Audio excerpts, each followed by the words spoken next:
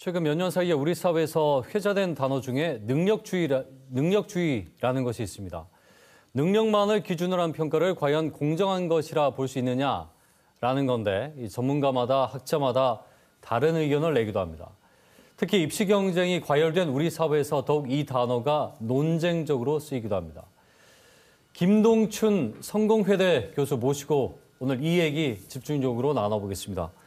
예, 교수님 어서 오십시오. 반갑습니다. 안녕하세요. 예, 부산에 일이 있으셔서 오신 건지 예.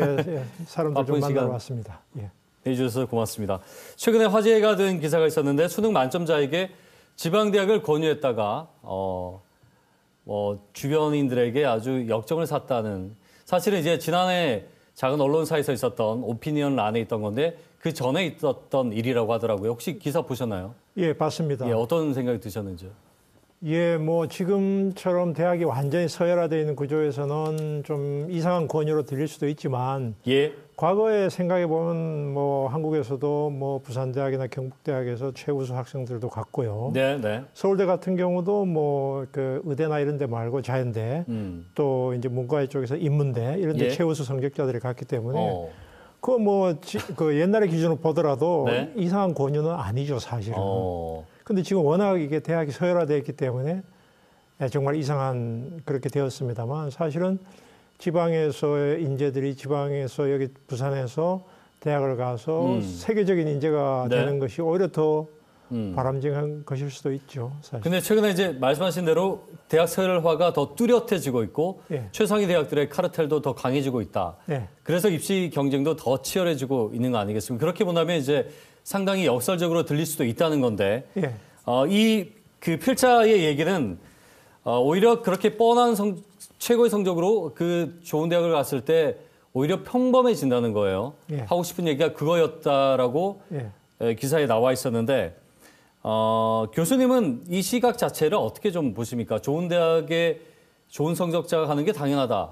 이게 우리 사회 인식인데 사실. 그거는 좀 사실은 뭐 통념이긴 하지만, 일반적인 사회 현실이긴 하지만, 저는 그게 한국에서 매우 이상한 현상이라고 세계적인 기준에서 보더라도. 왜냐하면은 당장 미국 같은 경우만 하더라도 캘리포니아 대학은 2년제 편입생 숫자가 상당히 많고, 퍼스트 제너레이션이라고 해서 자기 집에서 첫 대학 가는 학생들에 대한 특전도 있습니다.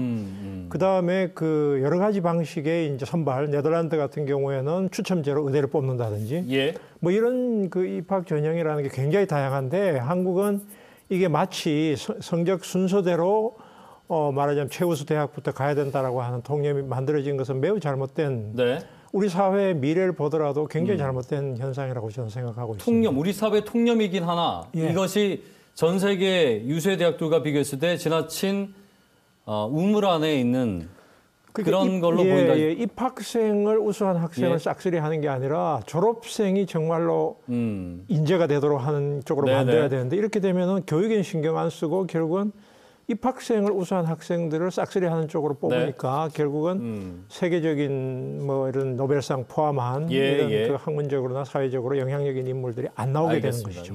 그 책을 내셨는데 시험 능력주의라는 책인데, 이게 뭐 능력주의는 사실은 능력을 평가하는 가장 공정한 제도가 시험, 학벌에 대한 보장은 있어야 된다라는 것인데, 이 자체에 대한 비판적인 견해를 갖고 계시는 건가요? 한국의 능력주의, 물론 능력주의 자체도 문제가 있고요. 예를 들면 뭐 기회 평등이라고 하는 것이 제대로 보장되지 않는 차원에서의 능력이라고 하는 것도 물론 한계가 있는 것이지만, 한국의 경우에는 시험 입학 성적으로 거의 평생에 말하자면은 일자리나 혹은 지위가 좌우되는 것은 매우 불합리한 것이고, 시험을 또 이 상대평가의 성적이라고 하는 건 사람을 엄청나게 피폐하게 만들고, 거기에 대해서의 어떤 승리한 자들에 대한 과도한 보상이나 혹은 우월의식, 패배한 사람들에 대한 그 열등감이나 이런 것이 사회적으로 매우 심각한 문제를 낳기 때문에 시험 능력주의가 저는 심각한 우리 사회의 어쨌든 병폐다, 이렇게 저는 보고 있죠. 그러면 그것은 조금 더 나아가서 이게 제도적인 문제에 표출이 잘못되어 있는 건지, 아니면 단순한 이게 능력의 경쟁 자체에 대한 어떤 체제의 문제로 보시는 건지. 우리 사회 전체적인 체제의 문제라고 보고요.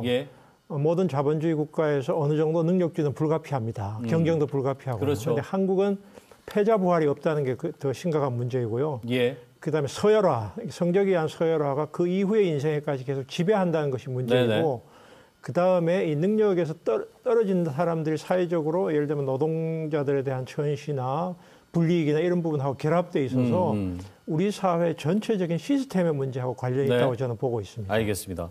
그리고 교수님께서 이런 말씀하셨는데 나는 학생으로서는 한국에서 가장 큰 대학, 최고의 대학에서 대학을 졸업했지만 또 교수로서는 가장 작은 대학에서 근무를 하고 있다.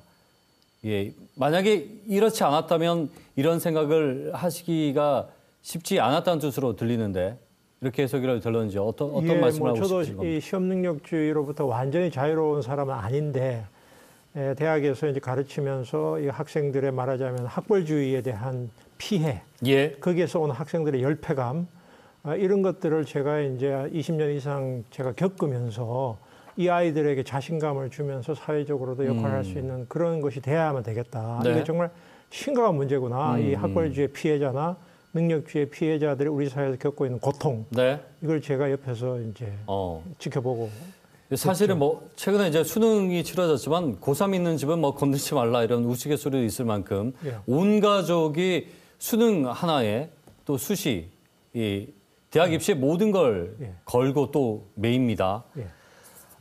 이 가장 여기에 대한 핵심적인 문제는 뭘로 보이십니까? 입시 제도의 문제인데요. 그러니까 결국은 이게 등수를 매기는 이제 대학 입학의 제도가 문제인데 그 자체는 사실은 불가피한 측면도 있습니다만 결국은 뭐 수도권 집중에 의한 대학의 서열화, 그 다음에 어쨌든 사회적인 노동 천시에 의한 이런 그 불평등의 문제. 그렇기 때문에 입시 제도 자체로는 이 문제를 바꿀 수가 없습니다. 아무리 좋은 제도를 만들더라도. 그래서 사회적인 변화와 결부되어야만 되지 대학 개혁이나 사회 개혁이 없이 수능 자체를 뭐 자격고사화하는 건 이상이고 좋은 방향이고 장기적으로 그렇게 가야 되지만 현실적으로는 입시 제도를 어떻게 바꿔도 이 문제를 해결할 수 없기 때문에 다른 사회적인 개혁 문제하고 대학 개혁 문제가 연동이 되어야 이 수능에 대한 과도한 집중이나 사회적인 과도한 관심을 줄일 수 있을 것 같아요. 그렇게 봅니다. 저는. 이게 본질적으로 우리 사회의 학벌주의에서 시작된 많은 것들, 인재를 어떻게 선발할 것인가, 인재를 바라보는 시선이나 이 모든 사회 문화 통째로 바뀌어야 된다는 말씀이신데 그러면은 과연 이런 현실이 바뀔 수 있다라고 보이십니까? 있죠. 있고요. 예를 들면 핀란드 같은 나라도 30년 전에는 한국과 비슷했는데 그 이후에 완전히 교육개혁이나 사회개혁을 통해서 학생들의 행복도가 세계 최고 수준으로 올라갔거든요. 우리도 첫 번째는 수도권 집중 문제 해소 문제가 있고요. 그 다음에 이제 이 부울경 대구권에서 이 지방대학에 대한 육성을 통해서 서울대학 10개 만들기 같은 프로젝트도 있지 않습니까? 그런 거. 그 다음에는 이 노동자들에 대한 이 비정규직에 대한 대우를 조금 더 높여주면서 임금 불평등 문제를 해소하는 문제, 그 다음에 권력자들의 과도한 특권을 줄이는 문제, 이게 동시에 진행이 되면 가능합니다. 그런데 이제 스텝 바이 스텝으로 가야 되는데 너무 힘드니까 건드리질 않는 거죠. 지금 부산에 직접 오셔서 말씀하시니까 제가 여쭤보고 싶은 건 이 지역대학의 위기는 더 심합니다. 오히려 학생들이 미달되는 대학도 너무 많고요. 특히나 지역대학의 위기 문제는 어떻게 좀 헤쳐나간 게 맞다고 보시는지요? 결국은 산업 문제하고 결국 산업 클러스터인데요. 좋은 대학과 좋은 기업과 좋은 일자리와 청년들이 살만한 곳은 같이 해결돼야 될 문제이기 때문에 대학만으로서 해결할 수가 없고 지역의 일자리와 지역 문화와 이런 것이 결부되어서 지역을 살기 좋은 곳으로 만드는 것이 일차적인 과제가 될 것 같습니다. 알겠습니다. 좋은 세상 연구소라는 단체에서 또 활동을 하고 계시는데 이게 어떤 건지 마지막으로 한 말씀 짧게 정해 주시죠. 제가 이제 뭐 퇴임을 앞두고 어쨌든 이 시민교육, 그 청년교육, 공익적인 청년 육성 이런 것이 너무 필요하다고 생각해서 제가 이제 이 퇴임 후에도 이런 그 공익적인 마인드를 가지고 있는 청년들을 기르고 또 교사들이 이런 시험 능력주의 포로가 되지 않고 아이들에게 이런 식의 가치관을 전하지 않도록 교사들을 조금 더 훈련할 필요가 있다고 생각해서 이런 작업을 하고 있습니다. 알겠습니다. 저희가 뭐 오늘 연말을 또 맞아서 우리 사회 입시 폐해라든지 여러 가지 현안들 또 교수님 통해서 이렇게 또 정리를 해보고 많은 분들이 깊은 생각을 해보지 않을까라는 생각이 듭니다. 말씀 잘 들었습니다. 고맙습니다. 감사합니다. 네. 성궁회대 김동춘 교수와 함께 얘기 나눠봤습니다.